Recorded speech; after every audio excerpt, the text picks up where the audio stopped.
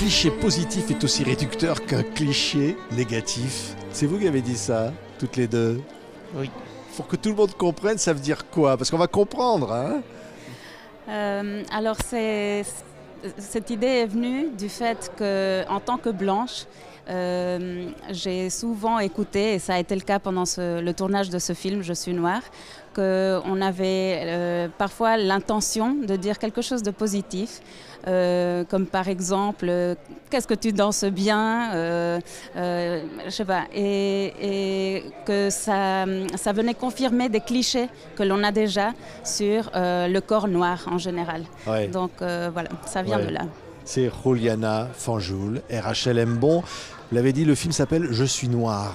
Il est présenté ici au Festival du film et Forum des droits humains de Genève. Et Je suis noire, noir avec un S au pluriel, hein, Rachel? Oui, noir au pluriel, parce qu'on avait cette volonté de faire entendre qu'il y a plusieurs voix noires, justement, qu'il n'y a pas qu'une possibilité d'être noir, il y a de multiples déclinaisons du fait d'être noir.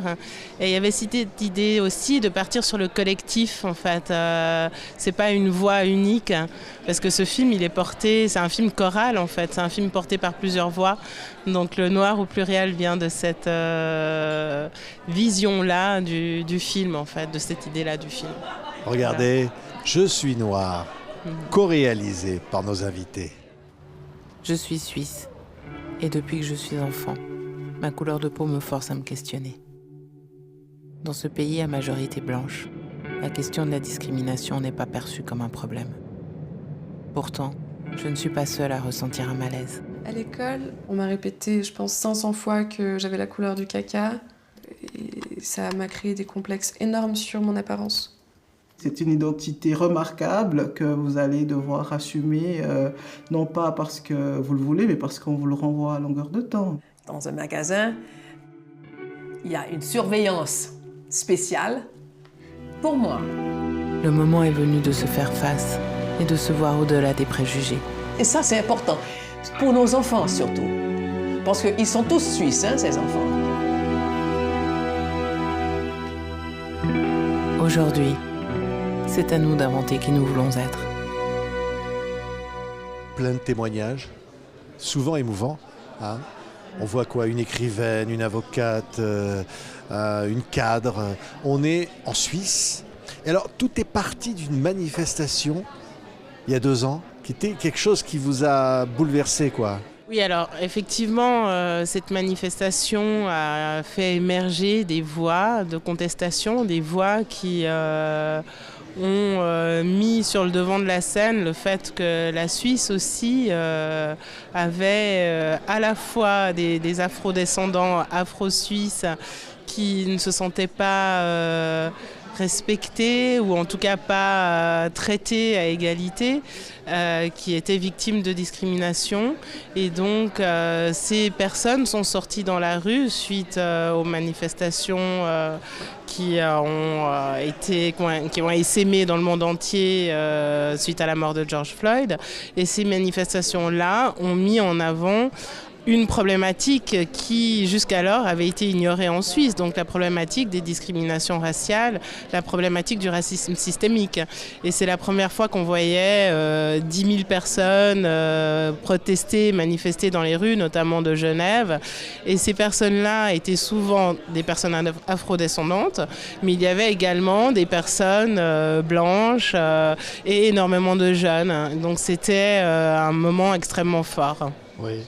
Aujourd'hui, c'est à nous d'inventer ce que nous voulons être. Hein? On l'entendait tout à l'heure dans la bande-annonce.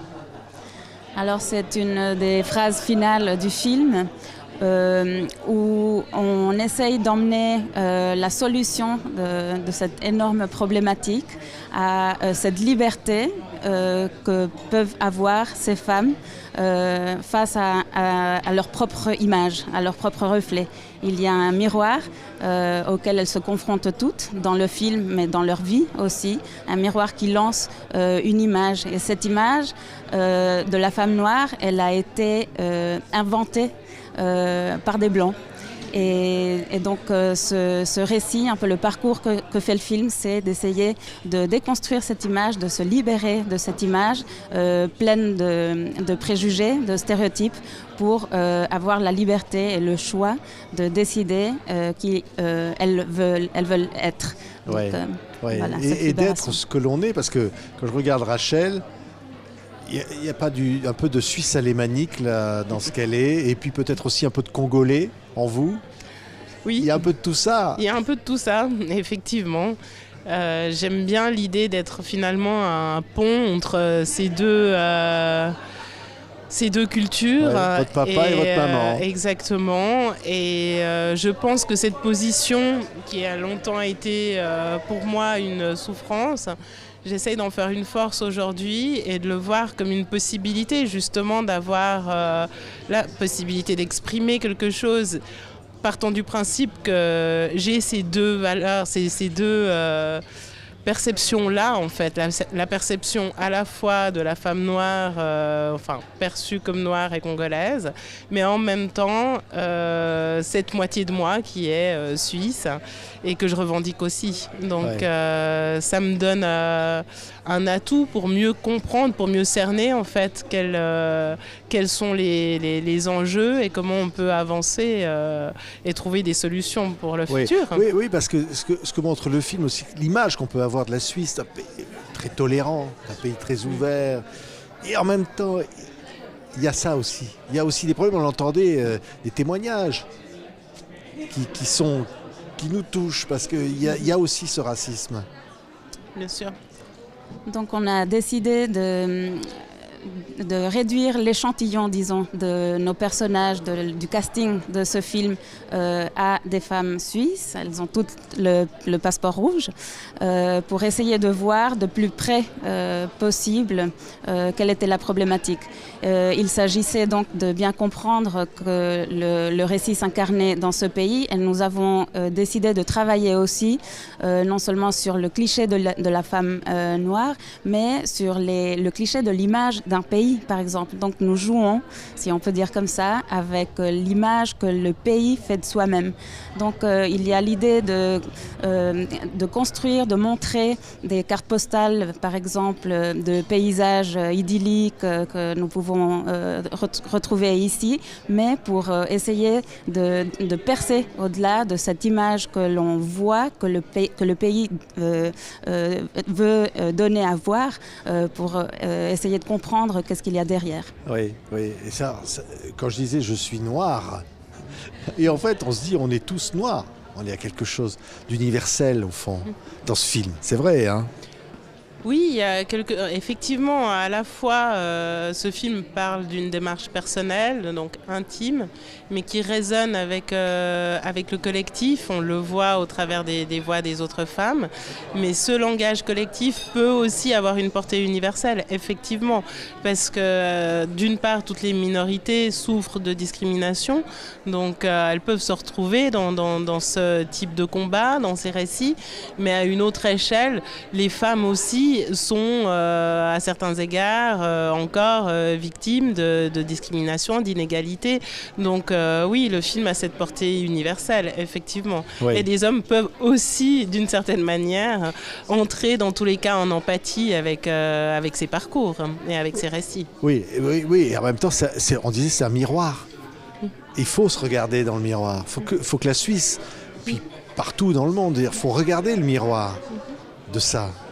Oui, il s'agit bien entendu d'une invitation aussi à inclure ce spectateur auquel le film est dirigé en premier lieu. Donc un spectateur suisse, potentiellement blanc, qui ne perçoit pas l'autre, qui ne lui ressemble pas comme suisse. Donc voilà, il faut regarder maintenant un pays qui est multicolore, qui a évolué, et il faut accompagner cette évolution dans la pensée aussi. Ouais.